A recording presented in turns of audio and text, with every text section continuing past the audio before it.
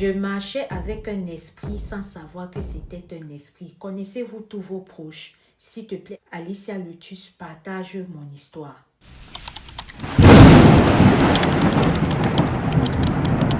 Bonsoir Alicia Lotus. Non, mon histoire, c'est que on marchait avec un esprit sans savoir que c'était un esprit. Mais petit à petit, elle nous a dévoilé la vérité. Donc, ça s'est passé lors de ma première année à l'université. Nous étions tous nouveaux. Moi, de base, la filière que je faisais, j'avais mes deux copines, donc nous étions à trois.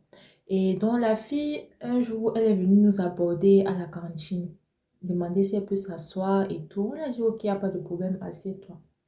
Elle nous a dit, bref, qu'elle n'avait pas à manger, si on pouvait l'aider avec quelque chose à manger. C'est comme ça que moi et mes copines, nous nous sommes cotisés, on a acheté un autre plat pour elle.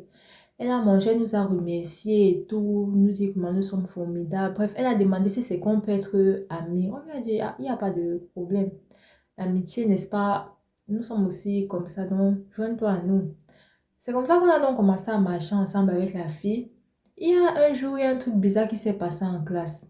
Parce que la fille, elle était assise en classe, nous étions tous assis et le professeur a demandé à la fille de faire un exercice au tableau parce que c'était du genre, il met l'exercice au tableau et il choisit quelqu'un au hasard. Donc, c'est tombé sur la fille. Lorsqu'il appelle la fille, vient faire l'exercice, elle se met à crier, pleurer, elle a piqué une crise en classe. Crier, pleurer, non, je ne veux pas, je ne peux pas, je ne veux pas. Le professeur lui a dit que non. Viens, tu essaies, parce qu'elle criait, je ne connais pas et tout. Le professeur a dit non. Viens, nous sommes là pour apprendre. Viens, tu essayes. Et puis, si ça ne va pas, je vais t'aider en cours de chemin. Dès qu'il a dit ça, elle s'est levée, elle a pris la craie, elle allée au tableau. Elle a résolu l'exercice comme si c'était une professeure. Donc, c'est-à-dire que, parce que le cours, c'était le cours de physique. Et l'exercice de tout tableau, elle a d'abord créé qu'elle ne pouvait pas, mais elle a résolu l'exercice là comme un professeur en fait. Le professeur, donc surpris, lui demande que, mais pourquoi avoir fait tout ce cinéma si tu connaissais, si c'était pour venir mettre la réponse au tableau.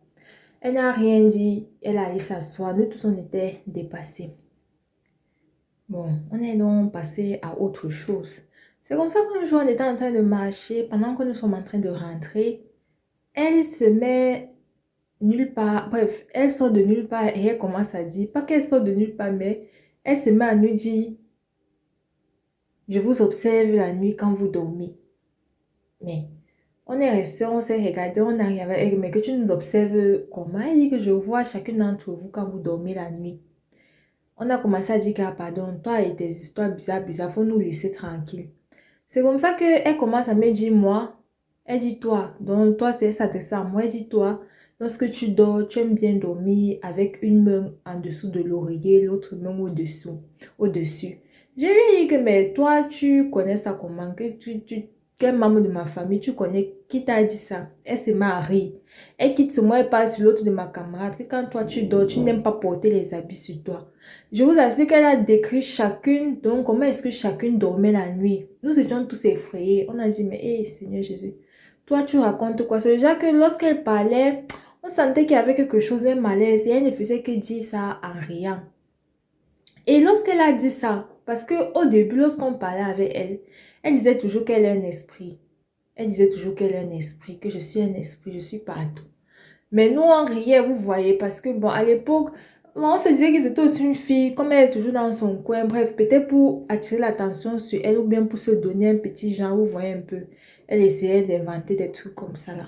Donc, elle a commencé, elle a raconté comment nous tous on dormait là. Moi et mes copines, on a commencé à avoir peur, à se poser la question que, mais est-ce que la fille est vraiment sérieuse lorsqu'elle dit qu'elle a un esprit?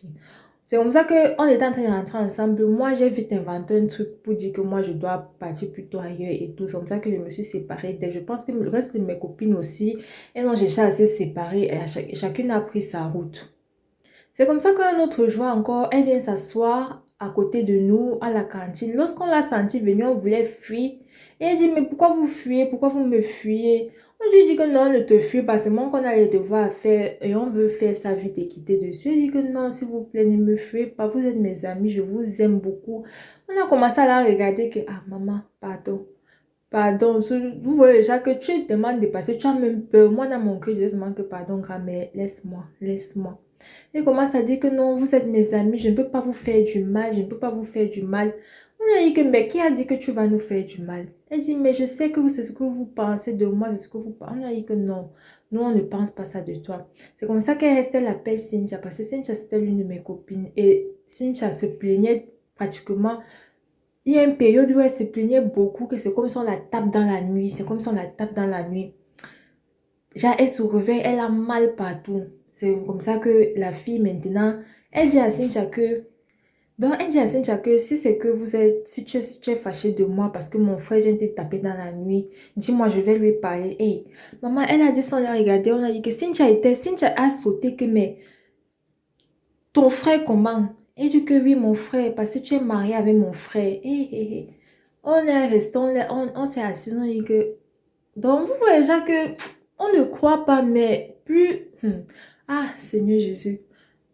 Dis comment Cynthia est mariée avec son frère, que tu ne remarques pas que quand les garçons viennent te draguer, c'est toujours lorsque un garçon vient te draguer ou bien quand tu commences à parler à un garçon que tu reçois les coups dans la nuit, que c'est parce que mon frère n'est pas content, tu ne dois pas parler à d'autres hommes parce que tu es mariée avec lui.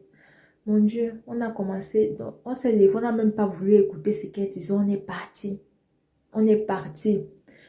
Donc, on a commencé à l'éviter vraiment. On a commencé à l'éviter.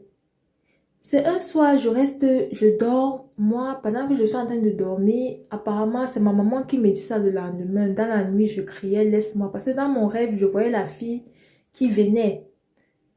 Dit, viens, on part, viens, on part.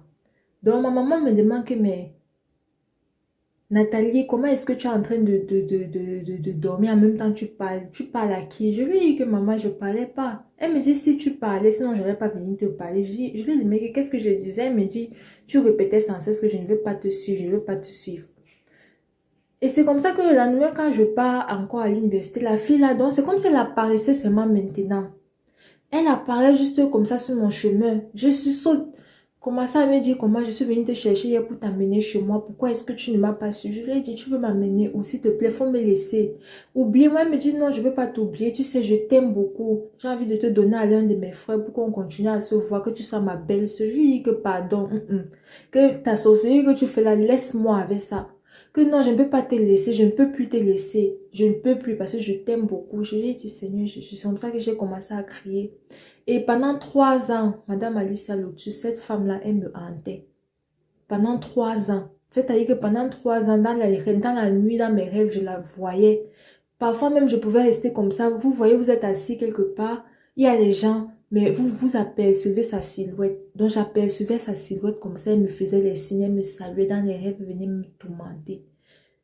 C'est lorsque ma maman, dans ses recherches, elle a trouvé un pasteur. C'est le pasteur qui a réussi à prier sur moi, à m'aider, jusqu'à ce qu'on me délivre de son emprise.